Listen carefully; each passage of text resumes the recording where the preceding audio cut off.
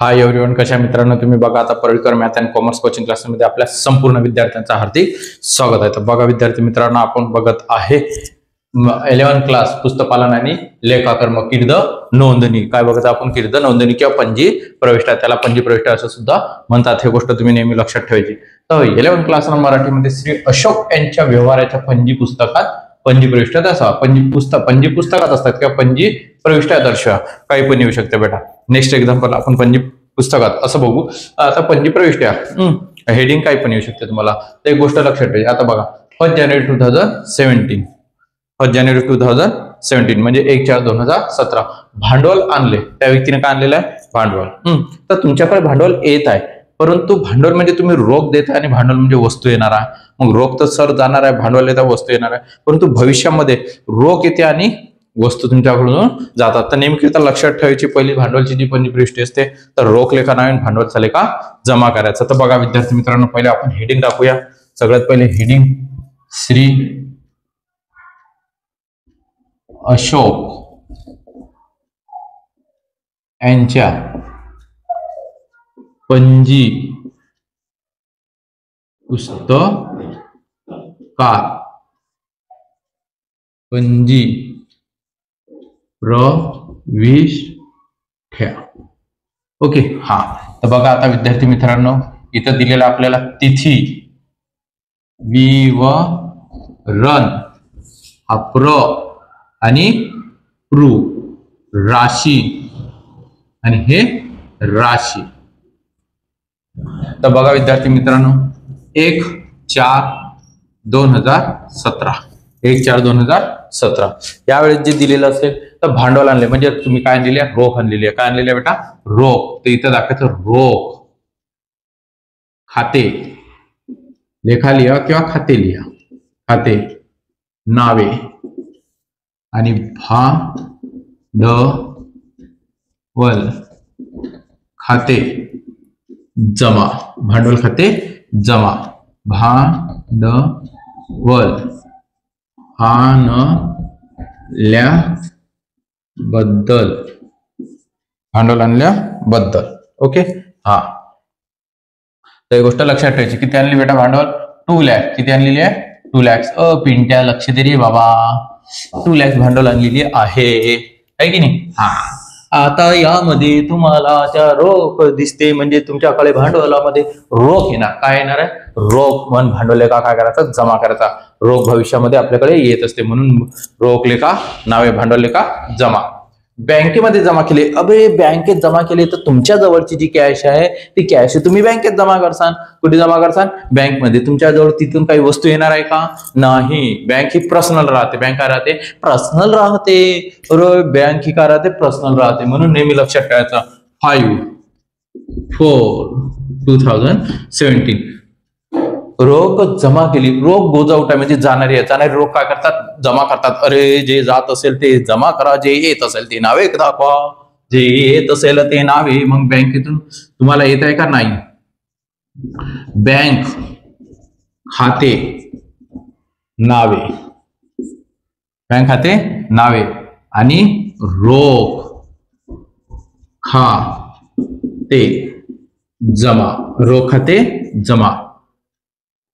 बँकेत रोख जमा केल्याबद्दल. लक्षात? हा. किती? 50,000, 50,000, 50,000. त्यानंतर 10/4/2017 बँकेतून पैसे काढले. आता तुम्ही बँकेमधून पैसे काढले म्हणजे तुमच्याकडे रोख येणार आहे. काय येणार आहे? रोख, पैसा येणार आहे. काय येणार आहे? पैसा. अरे पिंट्या, बँकेमधून पैसे काढले म्हणजे काय येणार? रोख येणार. काय येणार आहे? रोख. म्हणजेच तुमच्या जवळ रोख येते. जेव्हा येत असेल तेव्हा नावे करायची, जेव्हा येत असेल तेव्हा नावे करायची आणि जे जात असेल ते जमा करायची. म्हणजेच तुमच्याकडे हे रोख खाते नावे आणि कुठून येत आहे? बँकेतून. बँक खाते जमा, बँक खाते काय करायचं? जमा. बँकेतून काढल्या बद्दल.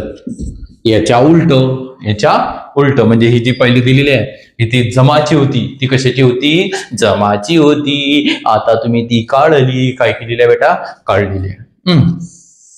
एक वेळा रोख गेली, एक वेळा रोख आली. हे लक्षात ठेवायचं. अमाऊंट बँकेतून 25,000, 25,000. इथं लिहा 25,000. नावेला दाखवा. त्यानंतर 12 for 2017. श्री गजानन कडून वस्तू खरेदी. आता वस्तू खरेदी केल्या त्या व्यक्तीचं खरेदीमध्ये नाव दिलेलं आहे. काय दिलेलं आहे बेटा? नाव. अगर नेम दिलेलं असेल तर मी तुम्हाला सांगितलेलं आहे की ते ट्रान्झॅक्शन कशाचं राहते? उधारीचं राहते. कशाचं राहते? उधारीचं राहते. म्हणजेच त्या व्यक्तीला आपण पैसे दिलेले नाही, फक्त वस्तू खरेदी केल्या. काय खरेदी केलेल्या? वस्तू खरेदी केलेल्या. मोबाईल खरेदी केला, पैसे दिले नाही. म्हणजेच दर महिन्याला तुम्ही त्याला काय करता? पैसे देता. म्हणजेच आता आपल्याकडे वस्तू काय होणार आहे? येणार आहे. वस्तू काय होणार आहे? येणार आहे. येणारी वस्तू नावे करा. वस्तू, खाते हे नावे. आणि श्री ग जा नन खाते जमा. रोखच्या जागी त्या व्यक्तीचं नाव. रोखच्या जागी त्या व्यक्तीचं नाव. गजानन कडून वस्तू खरेदी. गजानन कडून वस्तू खरेदी. 12 तारखेला 30,000. किती? 30,000. त्यानंतर 14/4/2017 आहे की नाही? वस्तू खरेदी केल्या. फक्त आता काय केलेल्या? फक्त वस्तू खरेदी केल्या. पहिलं ट्रान्झॅक्शन हे नाव दिलेलं होतं, उधारीचं होतं. पहिले ट्रान्झॅक्शन नाव दिलेलं होतं म्हणजे उधारीचं होतं. आता हे पिंट्या वस्तू खरेदी आहे, फक्त नाव दिलेलं नाही आहे त्याच्यामध्ये. म्हणजेच वस्तूचा लेखा काय होणार? नावे होणार.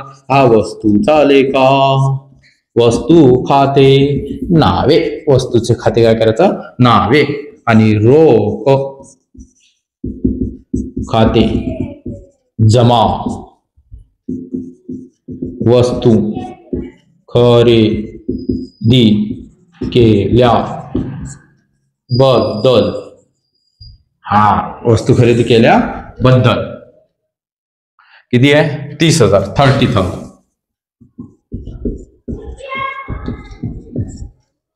हे बी 30,000. हे 30,000. ओके.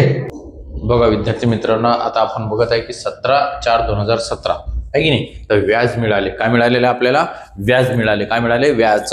व्याज म्हणजे पैसा हा मिळत असतो. म्हणजे बँकेमधून तुम्हाला तो पैसा काय होतो? रिसिव्ड होतो. अरे पिंट्या, पैसे काय होतात? तुम्हाला ते रिसिव्ड होतात. म्हणजे तुम्हाला ते मिळतात. म्हणजे व्याज मिळून राहिले. मग व्याज मिळत असेल, अगर व्याज येत असेल तुमच्याकडे, काय येत असेल? व्याज येत असेल तर येणारी रोख काय करायची? नावे करायची. येणारी रोख काय करायची? नावे करायची. मग रोख येऊन राहिली म्हणजे व्याज येत आहे. मग मिळून राहिली. पहिले आपण इथं डेट टाकून देऊ. 14/4/2017 आहे की नाही? हा रोख खाते नावे. रोख खाते नावे. आणि व्याज खाते. व्याज खाते काय करायचं? जमा. म्हणजे हे काय होत आहे? आपले जमा होणार आहे. म्हणजे उत्पन्न. व्याज मिळाल्या बद्दल. व्याज मिळाल्या बद्दल. अमाऊंट किती आहे बेटा? 5,070. 5,070 रुपये. 5,000 किती? 70 रुपये हे व्याज तुम्हाला मिळालेले आहे. काय झालेलं आहे? मिळालेलं आहे. आता त्यानंतर आपल्याला दिलेलं आहे की व्याज दिले. काय दिलेलं आहे? व्याज दिले. म्हणजे आपण व्याज दिले म्हणजे रोख देऊ आपण त्या व्यक्तीला. आपण ते वस्तू खरेदी केली किंवा विक्री केलेली नाही आहे, त्यामुळे व्याज दिले. आता कोणत्या वेळेस तरी आपण त्या व्यक्तीकडनं पैसे घेतलेले असतील तर त्याचं दर महिन्याला आपण काय करतो? व्याज देतो. 9 हे काय करायचं? इथे एवढं बंद करायचं फक्त. 19/4/2017 व्याज दिले. आता व्याज दिले म्हणजे आपला काय होते? खर्च. व्याज पैसा हा जात आहे. जात असेल तर काय करायचा? तो जमा करायचा. म्हणून रोख खाते जमा. रोख खाते काय करायचं आहे? जमा. व्याज दिल्या बद्दल. व्याज दिल्या बद्दल. आलं लक्षात?